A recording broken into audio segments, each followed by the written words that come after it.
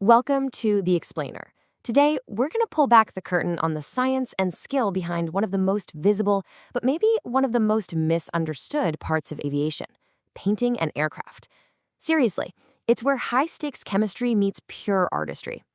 So what do a perfect paint job and an aircraft's structural integrity really have in common? Well, how about everything? This is about so much more than just color. This is an aircraft's first and most important line of defense. And you know, this single sentence from our source material, it basically says it all. Forget about the glossy top coat for a second. The real magic, the real hard work, happens way before a single drop of color is ever sprayed. When it comes to paint, preparation isn't just important, preparation is king. Yeah, an aircraft's coating is way more than just a pretty face. It is a high-performance system. Its number one job, to be the main shield against corrosion. But it also adds weight, a lot of it, that has to be accounted for. A smooth finish also makes cleaning and maintenance way easier. And, of course, it's how we get those essential markings for identification. So, before we jump into the how, let's just quickly break down what paint's actually made of. First, you've got the resin. Think of that as the binder, the glue that holds everything together and creates that tough film. Then you've got the pigment. That's what gives you the color, sure, but it also adds a lot of protective qualities. And finally, the solvent. That's what makes the paint liquid enough to actually spray out of a gun. Okay, let's get into it. We are now at the most time-consuming and without a doubt the most critical phase of the whole project, preparing that bare metal. If you get this wrong, absolutely nothing else you do is going to matter.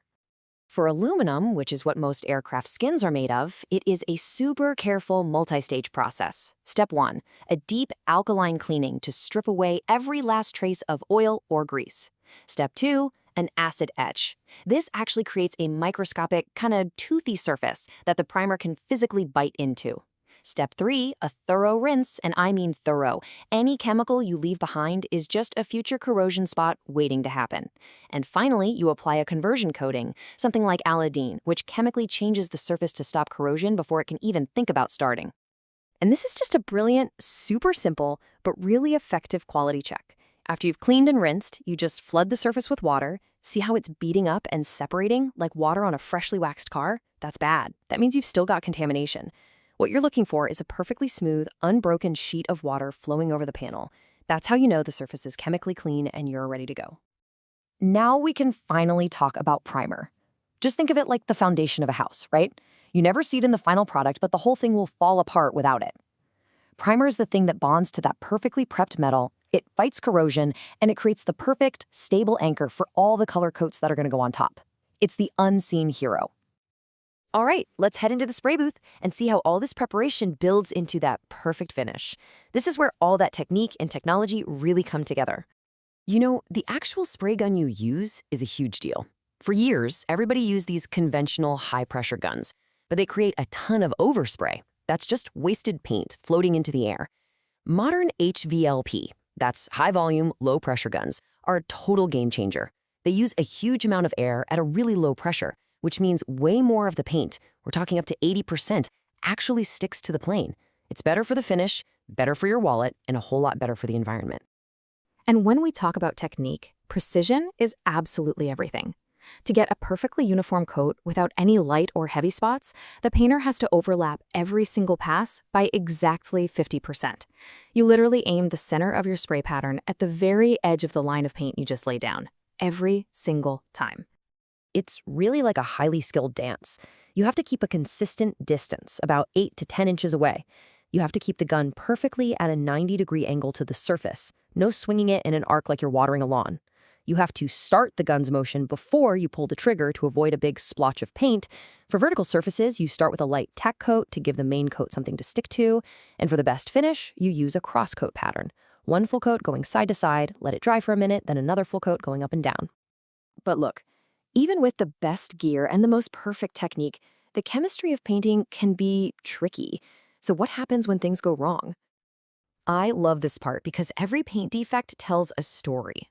If you see this dull, milky haze called blushing, that tells you that moisture got trapped in the paint, probably because it was too humid. A bumpy orange peel texture, that points to a problem with your spray gun setup, or maybe the paint was too thick. These little craters called fish eyes, that's a classic sign of oil or silicone contamination on the surface. And the dreaded sags and runs, well, that one's pretty simple. Too much paint, applied too close, or just too slowly. And for getting that final, absolutely perfect look, the details make all the difference. To get those razor-sharp edges on trim lines and registration numbers, you can't just use any old masking tape. Painters use this specialty fine line tape that's designed to be totally solvent-proof and leave a perfectly crisp edge when you pull it off. Okay, so we've talked a lot about technique and chemistry, but we absolutely have to talk about safety. This whole process involves some pretty hazardous chemicals, which means safety isn't optional, it is a non-negotiable requirement. And listen, if you only take one single thing away from this entire explainer, please let it be this. Modern polyurethane paints, which are the top choice for durability, contain chemicals called isocyanates. If you inhale these, they can cause severe, permanent respiratory damage. A simple charcoal respirator is not enough protection. You are required to use a forced air breathing system that supplies you with clean air from totally outside the spray area. There is zero compromise on this. It's that serious. Okay, time for a quick review to see what stuck. First question, what is the primary purpose of a wash primer? The answer? Its main jobs are to passivate the metal surface and to create a strong adhesive base for the next coat of primer. All right, we talked about the tech, so what's the big advantage of using an HVLP spray gun? It's all about transfer efficiency. You get way more paint onto the surface and create significantly less wasteful overspray. Okay, you step back, you look at your paint job, and you see a milky haze. What is that problem called, and what caused it? That's called blushing, and it's caused by moisture getting trapped in the paint, usually when it's too humid. This one is the big one, the critical one. Why do you have to use a forced air breathing system for polyurethane paints? It's because they contain isocyanates. Those are the extremely hazardous chemicals that can cause permanent lung damage if you breathe them in. And for our last question, let's go all the way back to the most important stage. What's that simple but effective water blink test you use to check for contaminants? It's the water break test. And if that water sheets off without breaking or beating up, you know your prep work was a success.